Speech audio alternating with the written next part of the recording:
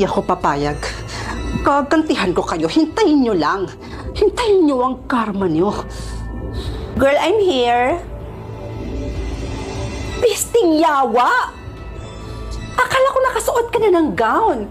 Kasal mo ngayon, girl. Bakit hindi ka pa nakapagbihis? Ikaw dapat ang magbihis ngayon. Dahil ngayong araw na to, may susugurin at kakalbuhin tayong babae. Alam mo, hindi kita maintindihang babae, Kay. Ikaw, bigkaon bahog bilat.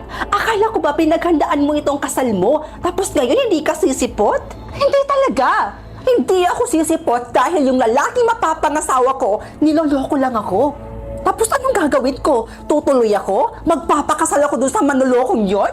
Ang tagal nagkasakit ni James sa hospital. Walang time yun magloko. Yun na nga eh. Ito, tingnan mo to. Tingnan mo yan.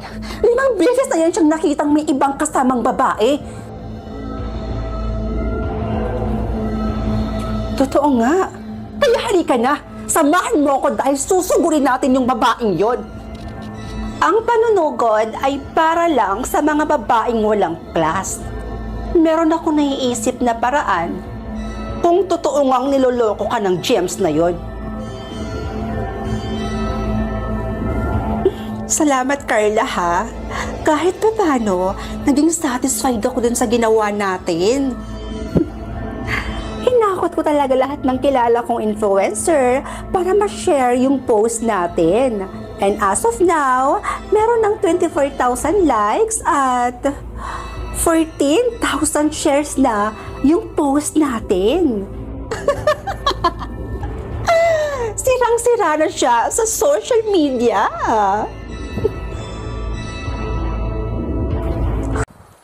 Neng!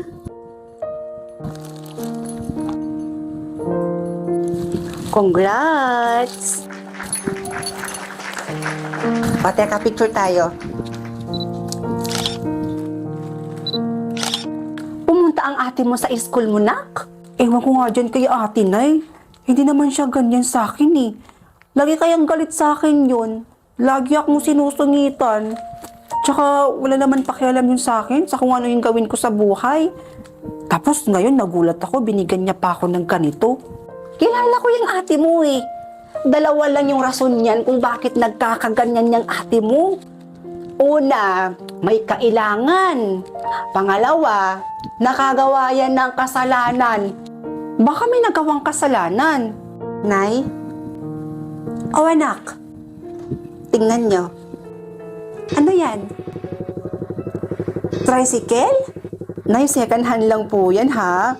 Pero alam kong magagamit talaga natin yan. Lalo na kapag nagbebenta po kayo ng gulay. Hindi na po kayong mahihirapang maglakad po niyan. Dahil may tricycle na po tayo. Malaking tulong nga yan, nak.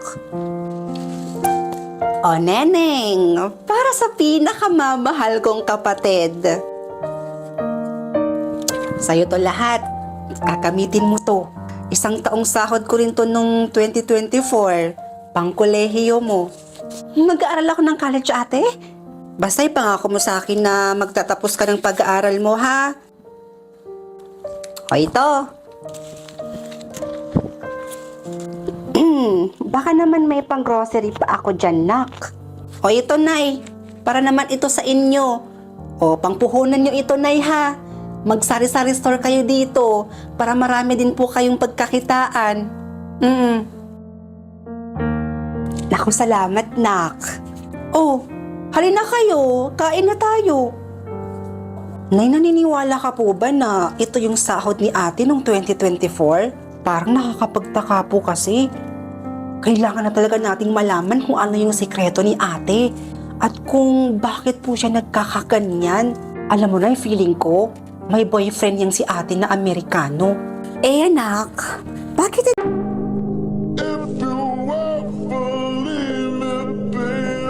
habang buhay ko bang babantayan itong puntod ko? Sabi mo sa akin, pagsapit ng birthday ko, mapupunta na ako sa langit.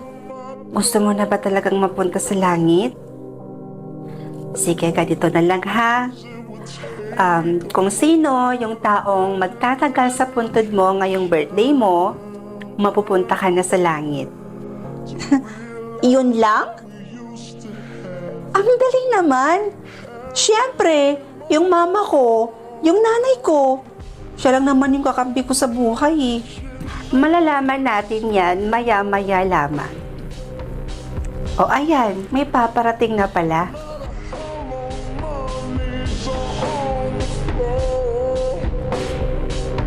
Best friend ko. Ayan, eto nga yun. Pangalan na nga niya to. Hi best friend, happy birthday. Pasensya ka na ha, hindi na ako nakadala ng pasalubong. Pasensya ka na rin ha kung hindi na kita nadalaw nung nakaraan. Paano ba naman kasi? Mawawalan na ako ng scholarship. Di mo na kasi ako napapakopya. O siya, alis na ako bes ha. May exam kasi kami ngayon. May final exam kami. Bye! Happy birthday ulit! Ano ba yan? Wala pang 1 minute, umalis na agad. Hayaan mo na. Ayaw mo ba nun? May chance ang maging tama yung sagot mo. O ayan, may paparating na pala ulit.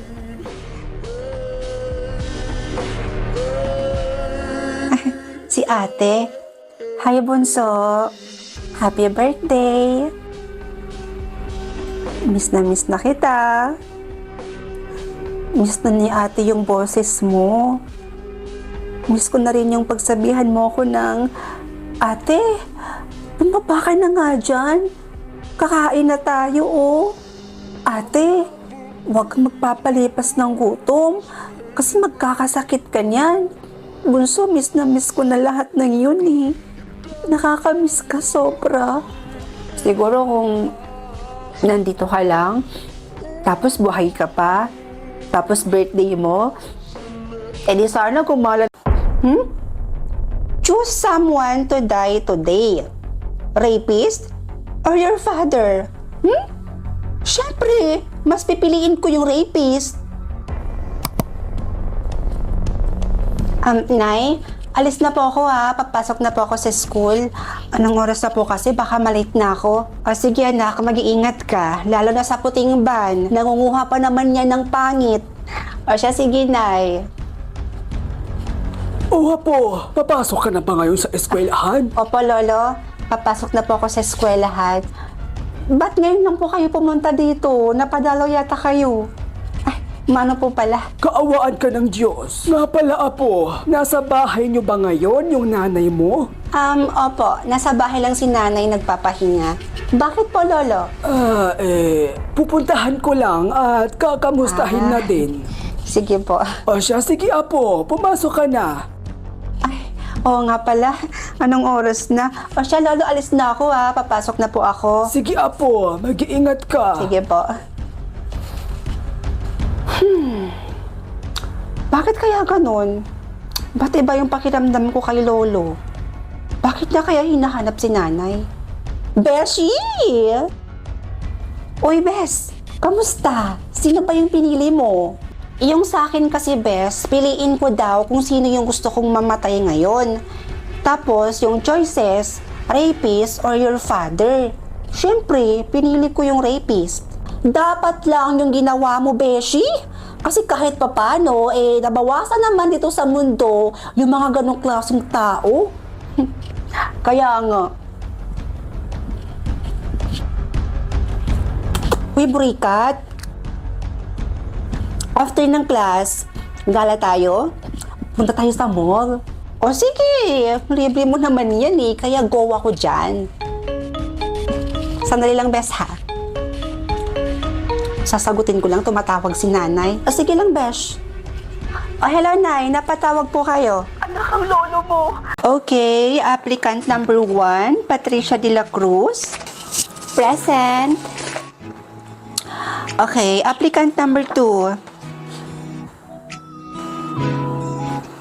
Applicant number 2? May applicant number 2? Yes, ma'am, meron. So, wala siya right now. And I hope pasok ang funk quality sa inyong qualifications. Ma'am, I'm sorry if I'm late. Nasira po kasi yung elevator kanina, kaya naghagda na lang po ako at tumakbo na lang po ako. Ma'am, I'm still qualified for the interview. Your reason is valid. So kayong dalawa, sundan niyo ko dahil hinihintay na kayo for the interview. Halina kayo. Ikaw ang applicant number 2? Patricia? Hanggang dito ba naman? Nakikipagtalo ka pa rin sa akin, Fernandez? Patricia, hindi ako nakikipaglaban sa'yo. Elementary pa lang tayo, Fernandez. Nakikipag-unahan ka na sa akin. Rank 1, top 1, first honor, valedictorian, ano pa? Magkaiba ang school at sa actual job. At dito ka pa talaga mag-a-apply sa pinag-a-applyan ko?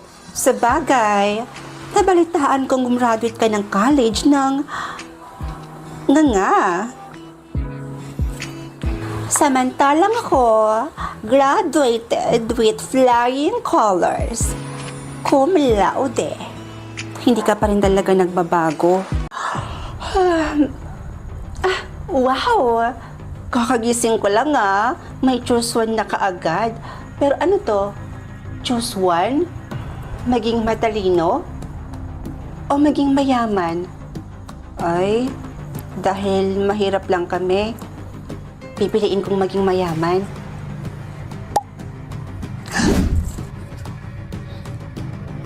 Ha?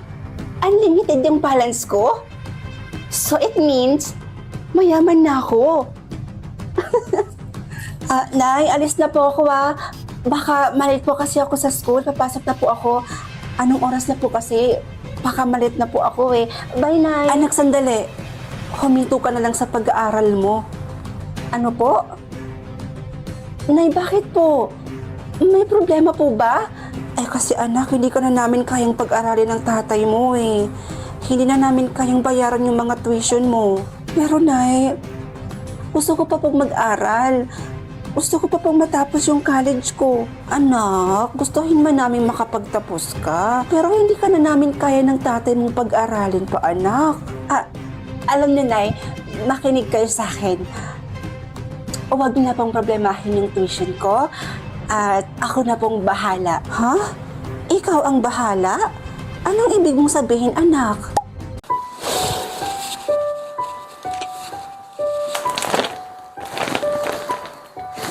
Rhea? Fiona? Anong ginagawa mo dito? Mag-enroll ka? Hindi ka pa pala nakakagraduate ng college? Sa edad mo yan? Tsaka, bakit ganyan yung suot mo? Alam mo bang pribadong eskwelahan nito? Nakakahiya ka? Parang napulot sa basurahan yung suot mo.